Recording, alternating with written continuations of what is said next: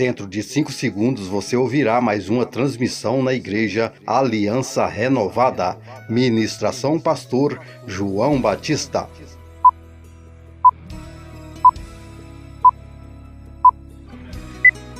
Glória a Deus. Recebe o servo de Deus com palma bem alegre para o Senhor Jesus.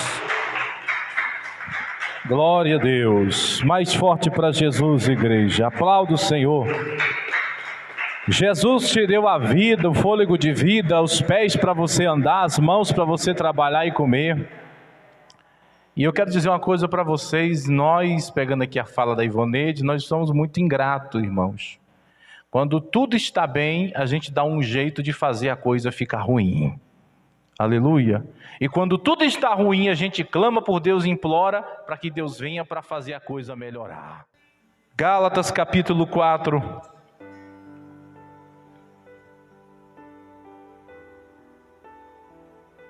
Versículo de número 4. Versículo 5 e versículo 6. Gálatas capítulo 4, versículo 4, versículo 5 e versículo 6. Aleluias. Graças a Deus que temos a palavra de Deus em nossas mãos. E muitos de nós não sabemos quantas pessoas perderam a vida e a cabeça. E quantas pessoas foram queimadas para que pudéssemos ter essa palavra em nossas mãos. Muita gente morreu, meus irmãos, no passado, 200, 300, 400 anos atrás, 500 anos atrás, principalmente na Idade Média, entre o ano 500 depois de Cristo e 1500 depois de Cristo. Muita gente morreu por causa da palavra. E hoje o povo despreza a palavra. Mas nós estamos nela e vamos tomar posse. Mas, vindo a plenitude dos tempos, Deus enviou seu Filho, nascido de mulher, nascido sob a lei, para remir os que estavam debaixo da lei, a fim de recebermos a adoção de filhos. E, porque sois filhos, Deus enviou aos nossos corações o Espírito de seu Filho, que clama: Abba, Pai. Assim que já não és mais servo, mas filho, e se és filho, és também herdeiro de Deus por Cristo. O que nós queremos mais se nós já temos tudo? Paulo está dizendo que Deus, na sua criação, desde o Éden até Cristo, todos os homens estavam encerrados debaixo da lei e não podiam receber a herança, porque o remidor, o resgatador, aquele que veio para entregar a vida, pagar o preço, não tinha vindo. Mas a Bíblia diz: vindo a plenitude dos tempos, Deus enviou o seu Filho. Não foi os homens que foram no céu buscar o Filho de Deus, não foi os anjos que trouxeram o Filho de Deus, mas foi Deus que enviou o seu Filho. Para quê? Tão somente para salvar? Não. Deus enviou o seu Filho também para dividir. Tudo que o Filho tinha, o Filho dividiu com aqueles que ainda não eram filhos. Os homens até Jesus, como disse Jesus, que os profetas e a lei, os profetas vieram até João Batista, mas o próprio Cristo foi nascido sob a lei, e ele viveu a lei, porque é o que nós lemos aqui. E a lei apontava para o Cordeiro, que tirava o pecado dos servos de Israel, dos filhos de Israel. E quem já não leu a história do livro de Êxodo, capítulo 12, que fala do Cordeiro? Pois aquele Jesus, que viria na plenitude dos tempos, estava lá atrás. O Cordeiro simbolizava Cristo, lá atrás. Mas Deus esperou pacientemente olha só como Deus é organizado: a hora, o local, a casa, a pessoa, o ambiente, a circunstância, as épocas, o tempo, para enviar o seu Filho Jesus para uma missão, a missão mais poderosa que o universo já viu, que foi duas coisas aqui. Eu vou pregar sobre duas coisas importantes, só duas, tem mais nesse versículo, mas duas coisas que é importante e você precisa valorizar. A primeira é que Jesus veio nos resgatar. Nós que estávamos perdidos, não tinha jeito para nós, o pecado iria nos mandar direto para o inferno, não haveria solução para nós, porque eu não tenho condição de chegar diante de Deus e apresentar alguma justiça da minha parte, seria eu condenado imediatamente. Meus pecados somados dariam um valor, um preço que não teria como eu pagar. E até porque a lei diz que o pecado só pode ser expiado, só pode ser apagado, só pode ser excluído, só pode ser deletado com sangue. E o sangue para deletar, expulsar, expiar, aniquilar, banir o pecado, tinha que ser sangue inocente. Tinha que ser sangue puro. Tinha que ser sangue santo. Tinha que ser sangue, mas tinha que ser um sangue do Cordeiro de Deus. E esse Cordeiro de Deus que Deus preparou, ele veio, meus irmãos. Isso aqui que você ouve todo dia aqui não é história para boi dormir. Jesus veio aqui na terra há 2000 anos atrás, viveu entre os homens, sofreu no madeiro, derramou o seu sangue sobre a rocha e apagou os pecados dos que hão de crer nele.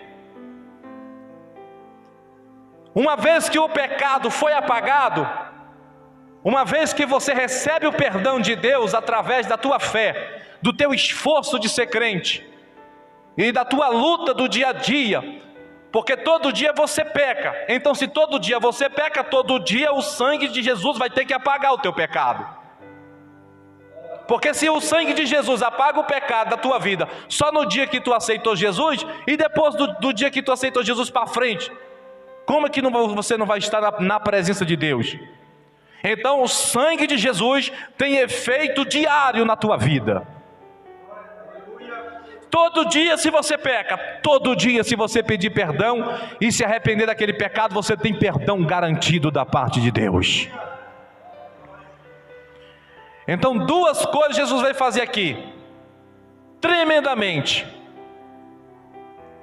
A primeira, três coisas aqui, vou aumentar mais uma por minha conta. A primeira, nos resgatar, que você já sabe. Somos resgatados pelo sangue. A segunda, ele veio nos dar algo precioso. Algo precioso que muita gente acha que tem e não tem. Muita gente está ciente que tem, mas não tem. Muita gente pensa que tem parte com Deus, mas não tem. Ele veio nos dar de graça, do Espírito de Deus. Não, você não entendeu. Você não entendeu, vou esclarecer a sua mente. Se você fizer orações, pedir para Deus, ó Deus, abre porta para mim. Deus, eu preciso de uma casa. Deus, eu preciso de uma cura. Isso aí não é difícil para Deus, não. Vou explicar para você o que é difícil. Não é que é difícil, é que Deus não dá para todo mundo. Deus não coloca sobre a vida de todo mundo o Espírito dele. Tem um monte de gente nesse exato momento clamando: ó Pai, ó Deus, nós te adoramos, Tu és o nosso Deus, Tu és o nosso Senhor, Tu és o nosso Rei, nós viemos aqui para te adorar. Mas Deus não dá o Espírito dele para eles. Por que não dá? Porque quando Deus olha para eles, não encontra esforço na vida deles para sair do mundo. Porque quando Deus olha para eles, Deus não encontra na vida deles sacrifício, crucificação, para que eles possam ser dignos de receber o Espírito Santo. E muitos estão pensando que estão cheios do Espírito Santo. Muitos estão pensando que têm parte no reino de Deus. Muitos estão pensando que são herdeiros da glória vindoura, quando na realidade são miseráveis, pobre, desgraçado, cego e nu. Não tem nada de Deus. Olha o perigo, meus irmãos, o perigo que é o crente não orar. O perigo que é o crente não se humilhar na presença de Deus. Olha o perigo que é o crente só ficar atrás de profeta. Olha o perigo que é o crente só ficar atrás dos reveladores. O perigo que é os crentes só vir na igreja para passear. Crente que não tem intimidade com Deus, que não busca Deus, não tem Espírito Santo. Se você e se eu não desenvolver uma intimidade com Deus lá na minha casa, na tua casa, e deixar para fazer tudo aqui na igreja, você não vai receber a medida do Espírito. Então o que Deus veio fazer aqui, meus irmãos, agora eu vou falar algo mais trágico ainda do que isso aí que você já viu.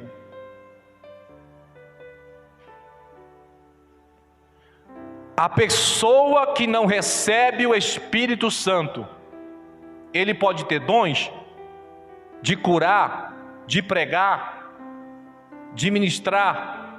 Pode. E Deus dá dons sem arrependimento. Deus dá e não pega de volta, fica na vida da pessoa.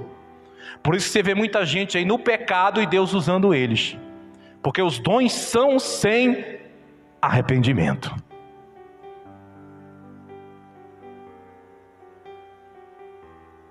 Deus, meus irmãos, só dá do Espírito Santo para a pessoa quando a pessoa atinge o grau, o degrau de filho. Se você não atingir o degrau de filho de Deus, você não tem, eu não tenho, nós não teremos a medida do Espírito Santo na nossa vida. Porque é através do Espírito que nós somos resgatados, através do Espírito é que nós somos feitos filhos de Deus. Porque nós, os gentios, a qual Paulo foi levantado para pregar o Evangelho, nós não tínhamos parte nenhuma, herança nenhuma no Senhor. Mas Jesus veio e nos resgatou e nos levou até o Pai, como vocês bem sabem, e nos fez filhos de adoção por Jesus Cristo. O Pai nos fez filhos de adoção por Jesus Cristo. Presta atenção, filho de adoção. O que é filho de adoção? Você tem o seu filho biológico, o filho que você ficou grávida, irmã, entendeu? E você ficou grávida e passou 9 meses, teve essa criança. E essa criança hoje já está com 5, 6, 7, 8, 9 anos. Aí você diz assim, sabe uma coisa, eu vou ser boa, eu vou ser generosa, eu vou adotar uma criança. E você vai lá no orfanato, pega aquela criança de 6, 7 anos, pode ser homem, pode ser mulher, e você vai, assina todos os documentos, aquela criança fica sendo o seu filho, a sua filha, por adoção. Mas aí você é uma pessoa de muitos bens e muitos pertences. Você é uma pessoa que tem muitos pertences, tem riqueza, tem fazenda, imagine isso. E agora você tinha 3 filhos biológicos, mas adotou mais 3 filhos do orfanato. E chega um dia que você tem que fazer o inventário. E agora? Será que você vai dividir a sua herança em partes iguais?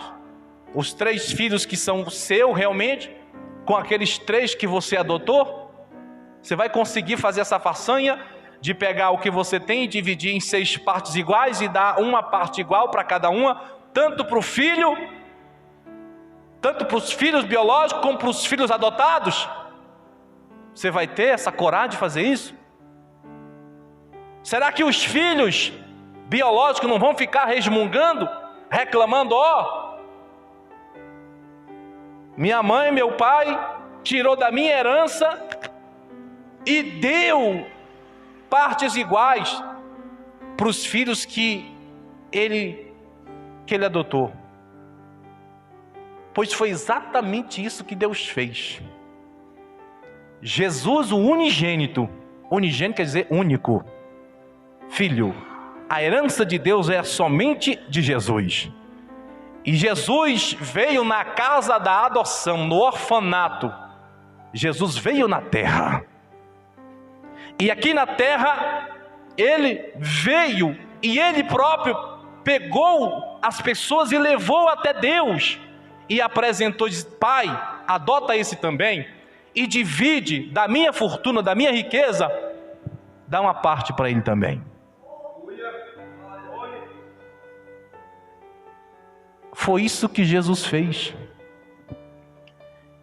Mas só vai ter parte com Deus pessoas que realmente se esforçar para permanecer com a presença do Espírito Santo na vida dele. E há muitas coisas que apartam o Espírito Santo da vida da pessoa. Primeiro, mentira. A mentira afasta o Espírito Santo da tua vida. Segundo, tudo que provém da mentira: falsidade, hipocrisia, enganação, afasta o Espírito Santo. Todos os pecados afastam o Espírito Santo da vida do homem. E agora então, o que você vai fazer? Você vai ter que se virar, minha filha. Você vai ter que se virar. Porque sem o Espírito Santo você não é filha de Deus, e você não é filho de Deus, eu não sou filho de Deus. Sem o Espírito Santo nós não temos parte na herança do Pai. E agora? Você vai lutar ou não vai lutar para continuar com a presença dEle? Você vai continuar desagradando o Espírito Santo? Você vai continuar resistindo ao Espírito de Deus? Que às vezes o Espírito de Deus clama, muitas das vezes aqui: irmã, tira esse salto alto. Tem mulheres que saem bodejando, reclamando. Aqui não tem esse problema não, mas tem muito lugar que tem. Tem lugar que a gente vai pregar a palavra que o Espírito Santo coloca na boca da gente. Meus irmãos, no início do culto, todo mundo é nosso amigo. Depois que termina o culto, parece que eu arrumei um monte de inimigo. E parece que daquele lugar não vou voltar mais tão cedo. Mas a palavra que o Espírito mandou entregar, a gente entregou. Mas acontece que o povo resiste à voz do Espírito Santo. O povo resiste à voz de Deus. O Espírito Santo diz: fica aqui nesse lugar, até que se cumpra os teus dias. Tem crente que não fica. Tem crente que sai atropelando o tempo só para pagar preço, só para sofrer. Tem deles que Deus diz aqui: sai daí, porque eu não te quero aí. E o crente não sai, continua lá. Minha gente, presta atenção. Eu estou falando aqui numa linguagem clara, para nós entendermos a mensagem. Mas vindo a plenitude dos tempos, Deus enviou seu Filho, nascido de mulher, nascido sob a lei, para remir os que estavam debaixo da lei, para resgatar, a fim de recebermos a adoção de filhos. E porque sois filhos, Deus enviou aos nossos corações o Espírito de seu Filho, que clama: Abba, Pai. Vou falar uma coisa para você aqui, meu irmão. Quando Jesus diz: muitos são chamados, mas poucos são os meus filhos. Muitos me servem, mas poucos são os meus filhos. Muitos estão na minha casa, mas pouco tem parte na minha herança. Muitos estão a clamar por mim, mas poucos têm da minha presença. Ele não está brincando, gente. Porque o Espírito de Deus é fino. E qualquer coisa que a gente faz fora do espiritual, muitas das vezes, coisinhas mínimas, desagrada a Deus, o Espírito dele. E ele vai se afastando, como vocês bem sabem. Não demora muito se você está só. Mas você está só e o engano está na tua mente e você acha que você está cheio de Deus.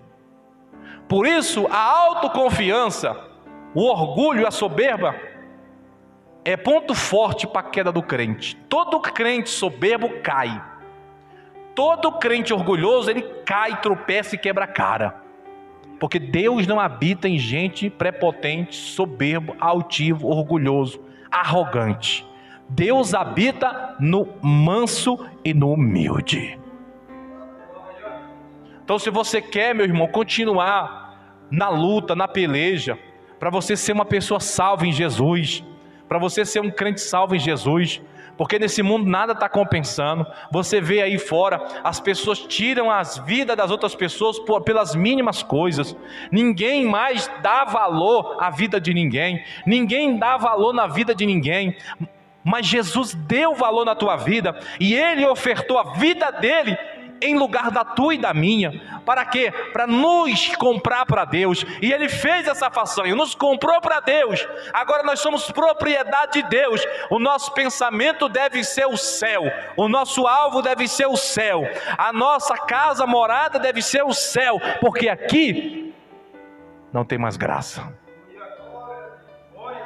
Você conversa com as pessoas aí, irmão, crente e não crente, vou falar a verdade agora, não que eu esteja mentindo. Você conversa com os crentes, parece que os crentes estão tudo desanimados, está tudo triste, parece que estão caminhando para o inferno. O povo não tem a alegria da salvação, as pessoas não têm a alegria de ser salvo, anda todo mundo atribulado, parece que a vida é um cemitério, um luto eterno.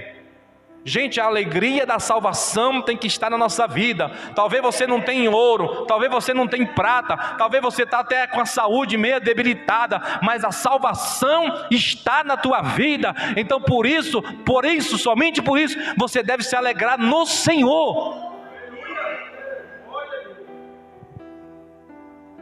Porque essa salvação que nos é dada de graça, então somente o preço que nós temos que pagar é andar na santidade e crucificar nossa carne. É o preço, o único preço que Jesus pede. É para você crucificar a sua carne e andar em santidade, nada mais que isso. Agora pensa no alto preço que Jesus pagou. Pensa no alto preço que Ele pagou, no escárnio que Ele sofreu, na vergonha que Ele passou. Pensa alguém chegar diante dEle, apontar o dedo diante do nariz de Jesus e dizer: tu é um mentiroso, tu não é o Filho de Deus, sendo que Ele é o Filho de Deus. Ele podia muito bem, todas as afrontas Ele sofreu e suportou, porque foi obediente, e obediente até a morte, morte e cruz. Então hoje, meus irmãos, é uma alegria para nós, eu fico alegre de saber que eu posso pregar a palavra da verdade aqui para vocês, porque em muitos lugares eu não posso. Em muito lugar, se eu falar assim: irmã, mulher de Deus, esse teu salto alto está muito alto, esse teu cabelo com chapinha, Deus não agrada, essa tua boca, os teus lábios com batom aí, o Espírito Santo está passando longe de ti. Se eu falar isso, eu sou crucificado na mesma hora. O povo não aceita. Sabe por quê? Porque o povo quer ser filho de Deus. Preste atenção no que eu vou falar. Preste atenção para você não ficar enganado. O povo quer ser filho de Deus servindo o diabo. O povo quer ser chamado de filho de Deus, ter Espírito de Deus, servindo Satanás. Tem condição um negócio desse? Então, no nome de Jesus, o que te espera na glória, o que te espera é maior do que o teu sofrimento. Você diz: eu estou sofrendo. Mas quando você lê as histórias dos homens que sofreram por causa de Jesus, você para e pensa e diz: não estou sofrendo é nada. Houve circunstâncias, situações que homens, profetas e homens de Deus, que eles eram fiéis a Deus e eles foram levados a júri popular para negar a fé. Júri popular é um monte de pessoas e ele tinha que negar a fé dele, tinha que negar Jesus diante de tantas pessoas. E eles não negavam. E então pegavam essa pessoa, amarravam nos cavalos e saía arrastando nas ruas. E aquela pessoa, aquele homem de Deus, ia morrendo aos poucos. E a carne, os pedaços de carne ia soltando nas ruas naquela ocasião. Houve tempo na história que o crente era provado. Mas provado de tal maneira que se fosse coisa de acontecer isso hoje, só o sangue de Jesus. Meus irmãos, Deus nos abriu a porta da graça. Vamos perseverar. Não adianta você vir aqui e ouvir uma mensagem cremosa. Não vai ajudar a tua alma a chegar no céu. Não vai ajudar a tua alma a ganhar a tua família. Não vai ajudar a tua alma a ganhar o teu povo. Você tem que ouvir o que Deus mandou para nós. E o que Deus está mandando para nós é isso. Como Jesus venceu, você também pode vencer. Como Jesus tem herança nos céus, você também tem herança nos céus. Não pense que a sua caminhada, a sua trajetória, do outro lado, quando você chegar do outro lado da vida, você vai ficar de mãos vazias, olhando para o céu, perguntando, por que eu tenho? Deus vai te dar o teu galardão, a tua herança, a tua recompensa, o teu salário está reservado para a tua vida. Deus vai te dar, então somente você precisa honrar o chamado de Deus e ser fiel até a morte. Estará reservada para você a coroa de vida eterna. Alguém me entende? Diga glória a Deus. Domingo que vem nós temos a ceia, irmãos.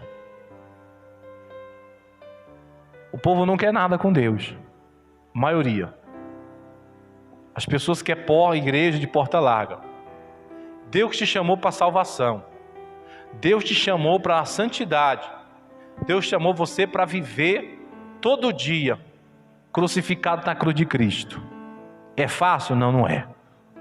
Mas essa é a única coisa que Deus exige. Ele não pede, Ele exige. Que os que são de Cristo, está escrito na Bíblia, não me esqueço nunca desse versículo, Gálatas capítulo 5, versículo 24, que os que são de Cristo já crucificaram a sua carne com as suas paixões. Quando você vê uma crente ou um crente que não anda com a cruz de Cristo, não anda crucificado na cruz, ele está no espírito do engano. Pode orar por ele para ele enxergar a verdade. Então não adianta chegar na congregação, o pastor dizer, você está salvo, você é vencedor, você tem vitória, quando na realidade você não tem cruz. Você está sem a cruz de Cristo.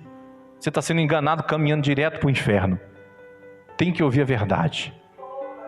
E a verdade, meus irmãos, é que salva e que liberta. E Deus está nos chamando, no nome de Jesus Cristo, para ser mais fiel à medida que a gente caminha. Irmão, o fim está chegando. O fim está chegando. Você não sabe o que é que vai acontecer de 2020 até 2030. Nós não sabemos. Mas se eu falar para você que tem uma guerra mundial prontinha para estourar, você acredita? Mas por que não estoura? Porque não chegou a hora. O anjo que é enviado por Deus para abrir o cadeado dessa guerra para ela acontecer, ainda não abriu. Está tudo pronto, mas não abriu. Mas na hora que acontecer, da igreja subir, você vai ver o que é tribulação. Tem muitos crentes que falam assim, a igreja vai passar pela grande tribulação. Tadinho, está abrindo a boca para falar asneira, porque ele não sabe o que é uma grande tribulação. Ele não tem noção do... Olha que eu tenho uma noção pequena, mas eu não tenho noção do que vai acontecer aqui na grande tribulação. Mas para nós que estamos aqui nessa noite, o que é uma grande tribulação? Segundo a Bíblia, a grande tribulação vai começar com o estouro da Terceira Guerra Mundial. E essa guerra vai trazer fome. Essa guerra vai trazer sede. Essa guerra vai trazer falta de combustível, falta de energia. Essa guerra vai fazer com que os hospitais não funcionem, que os presídios não funcionem. Essa guerra vai fazer com que haja outras guerras biológicas, envenenamento de água, químicas, envenenamento, guerras, armas químicas que o pessoal joga no ar, explode, e a cidade onde explodiu a arma química, as pessoas morrem asfixiada. Morre, entendeu? Morre, fica intacto, o corpo fica intacto, mas a pessoa morre por dentro. como foi o caso de um monte de gente morrer lá na Síria. Haverá guerras biológicas, guerras químicas, haverá guerra de revólver, de bala, de bomba, de míssil. Haverá fomes terríveis, saques de supermercado. Uma grande tribulação, não há segurança, não tem polícia, não tem organização, não tem estrutura. Não tem prefeitura que resista, governo que resista. Uma guerra. Você não vai ter a quem pedir socorro. Você estará largado. Você não, né? As pessoas. Eu estou falando de coisas que é mais que nós temos noção. Agora fora o que nós não temos. Então, minha gente, quem ficar aqui para assistir a grande tribulação não vai resistir, porque você acha que o ebola, que o coronavírus é grande coisa diante das pragas que tem por aí? Isso é só uma amostra grátis do que vem por aí, minha gente. Aperta o cinto, coloca a cabeça no encosto que o avião vai subir. Jesus vem aí para arrebatar a igreja. A igreja não pode ficar para ver isso, minha gente, porque não tem como resistir. É por isso que nós temos que orar e pedir para Deus nos preparar. Então eu queria dizer para vocês essa semana, se prepare para participar da ceia domingo que vem, em nome de Jesus, porque Deus vai trabalhar na nossa vida poderosamente. Glória a Deus. Oh, aleluia. Fique de pé para nós estarmos orando, meus irmãos. Senhor, aleluia, graça nós te damos, ó Deus, pela vida que tu tem dado a nós, pelo fôlego de vida, pelas mãos, pelos pés, meu Deus, pela sede, pela fome, ó Deus poderoso, graça nós te damos, Senhor, porque tu sendo Deus, tivesse compaixão de nós, ainda nós estávamos no mundo, e tu tivesse misericórdia da nossa vida, no poderoso nome de Jesus, mas nós viemos aqui dizer que tu és o nosso Deus e nós somos os teus servos. Ah, meu Deus, não olha para os nossos pecados, não olha para nossas falhas, senão vamos ser consumidos, e a causa de nós não sermos consumidos, ó Deus, é a tua misericórdia, em nome de Jesus Cristo, meu Deus, vem operar nessa noite. Quantas pessoas estão morrendo, quantas pessoas estão partindo deste mundo sem salvação, ó meu Deus e meu Pai, quantas vidas, Senhor, estão pulando na carne, no carnaval ainda, este final de semana, se esquecendo de Ti, que criou os céus e a terra, ó glória, que mandou a chuva para fazer brotar o pão da terra.